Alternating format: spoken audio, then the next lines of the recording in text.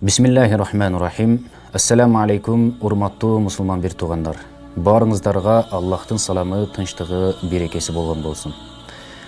Азыркы учурда ырыскы эмне деп адамдардан сурасаңыз, баары бир ооздон байлык, тамак жана башка биз ойлонуп жүргөн оокаттарды айтышы мүмкүн. А бирок чынында ырыскы бул эмне? Ырыскынын байлык болуусу шартпы? Же болбосо тамак аш болуусу шартпы? Чыныгы ырыскы Кудай Тааланын бизге берген жакшылыктары. Кээде ырыскыңыз Кудай Таала берген илим болушу мүмкүн. Кээде ырыскыңыз Кудай Таала берген жакшы аял, жакшы күйөө болушу мүмкүн. Кээде ырыскы адамдарды жакшылыкка чакырып, жамандыктан кайтарган сыпат болушу мүмкүн. Кээде ырыскы Кудай Таалага ибадат кыла турган, Кудай Тааланы зикир кылып, жүрөгүндө коркуу сезим болуп, ыйлаган жүрөк болушу мүмкүн.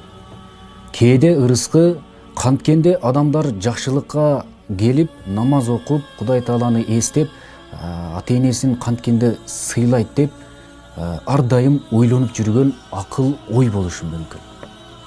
Кээде ырыскы кандай абал болбосун,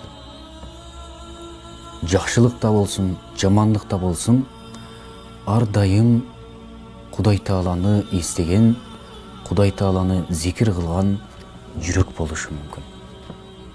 Кээде ырыскы улуу даражага жеткирген таквачылык болушу мүмкүн. Кээде ырыскы сиздин үйүңүздө таянар тооңуз, тирүү басып жүргөн бейишиңиз, энеңиз, атаңыз болушу мүмкүн. Кээде сизди колдоп жүргөн, жаныңызда таяп жүргөн, артыңыздан дуа кылып жүргөн туугандар болушу мүмкүн. Кээде ырыскы жакшы кошуна болушу мүмкүн. Кээде ырыскы Кудай Таала сизге берип койгон жакшы мугалим, устаз болушу мүмкүн.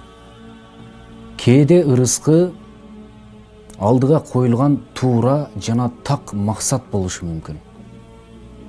Ошондуктан урматтуу мусулман бир туугандар, ырыскы бир гана байлык, бир гана тамак болуусу шарт эмес. Кандай абал болбосун, Аллах Таалага шүгүр кылып, Кудай Тааладан жакшылыкты үмүт кылып жашайлы.